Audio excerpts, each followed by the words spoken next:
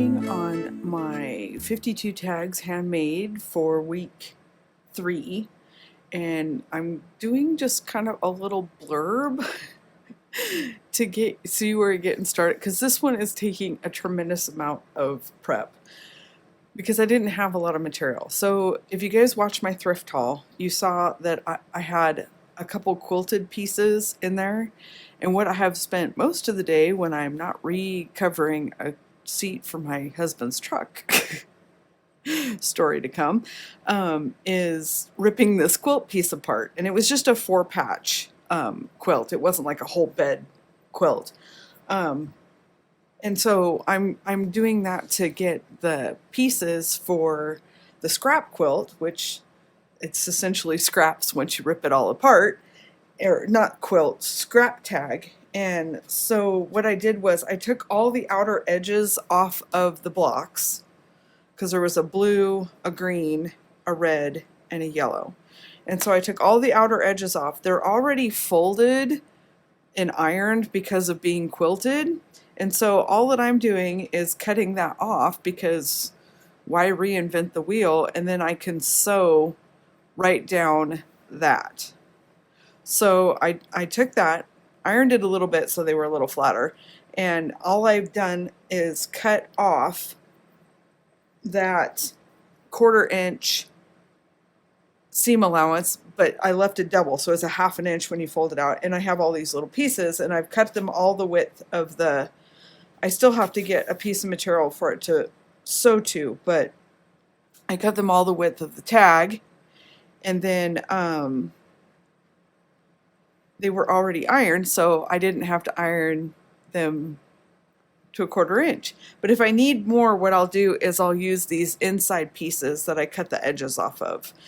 So I can leave these still done. But I have to also show you my new wool ironing mat. It's so cool.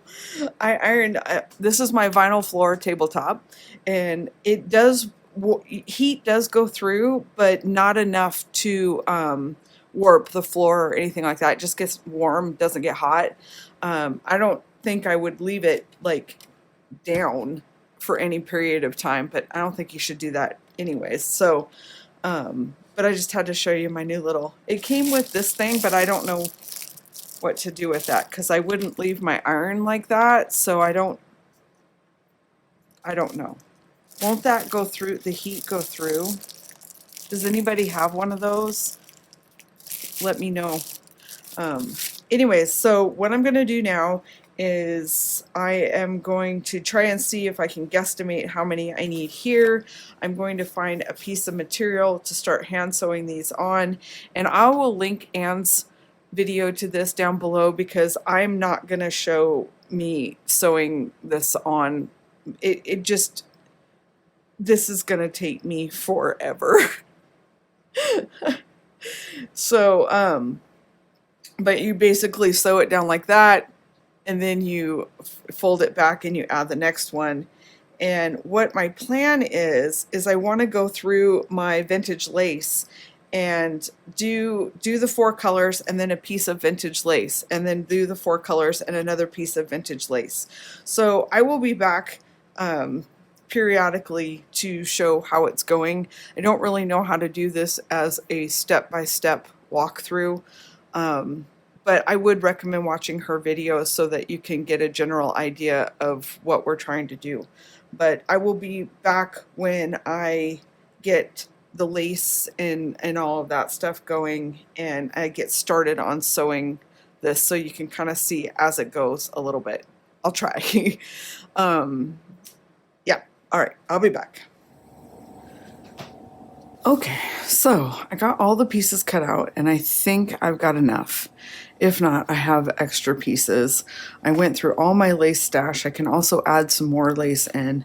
I'm thinking about finishing it with this little piece of lace at the bottom. Isn't it cute? So we'll see how that goes. And then I got the first one stitched on. I just had some of this linen. I don't know what kind of material it is. That I'm going to attach everything to using, I found a thread,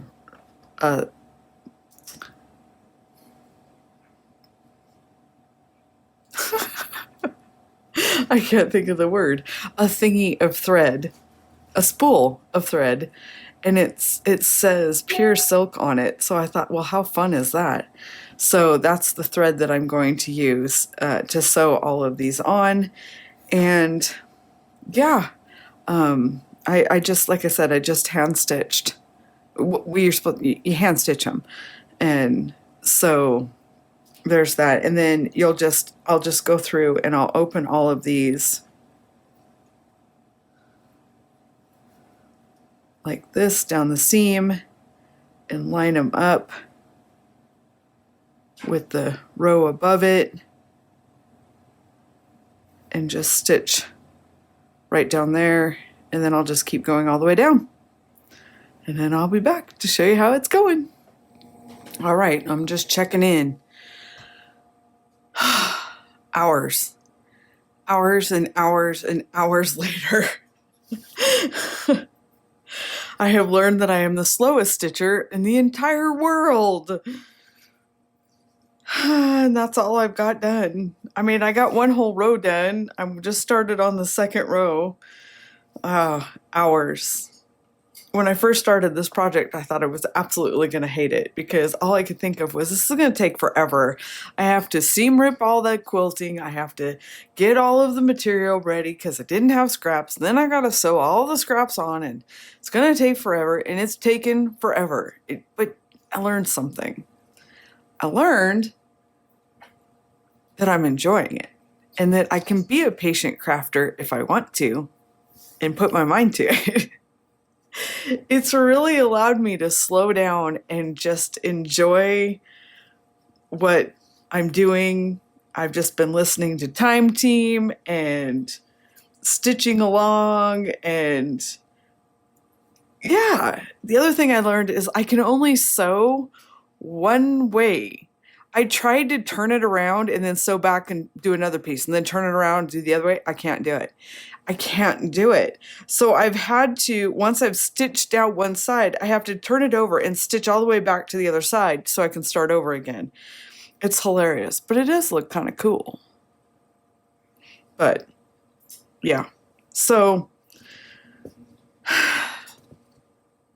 that's as far as I am so far. Hours later. I do like how it's turning out though. I had a vision and it's kind of coming true, and all I know is that I don't know if this amount will make it to the end, and I don't care. When I get through this amount, I quit.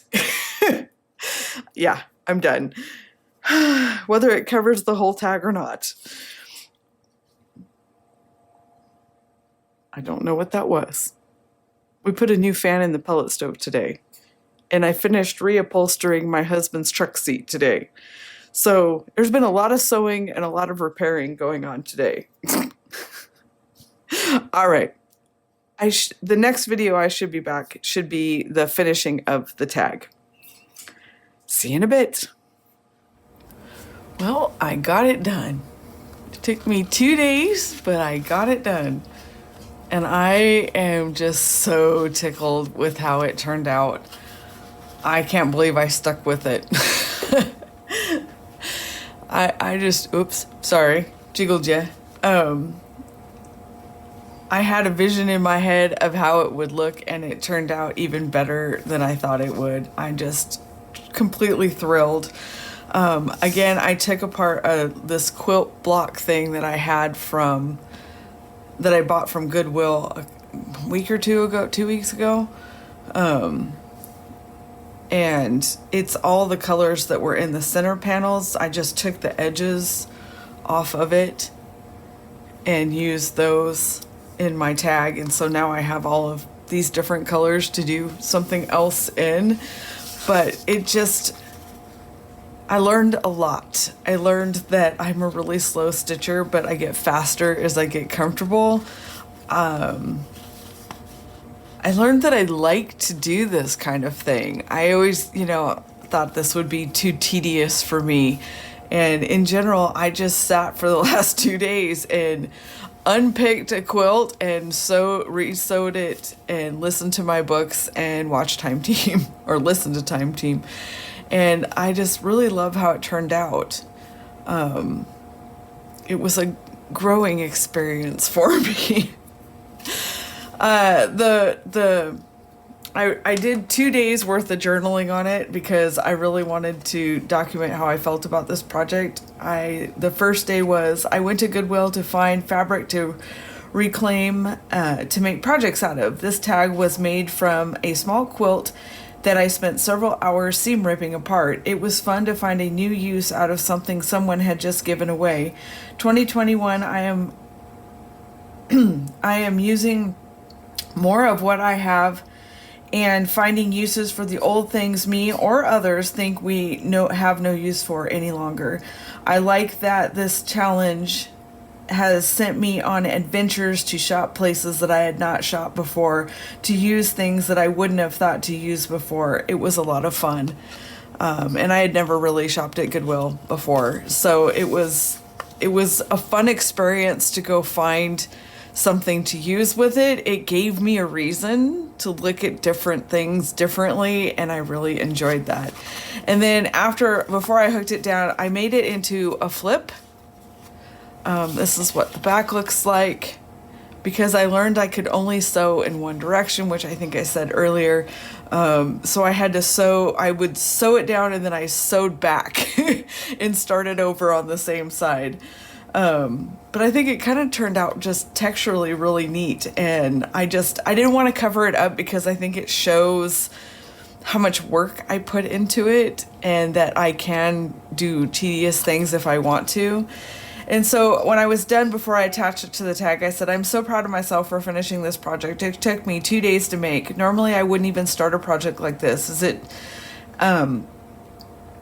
was tedious and out of my comfort zone. But honestly, this is one of the best projects that I've ever done.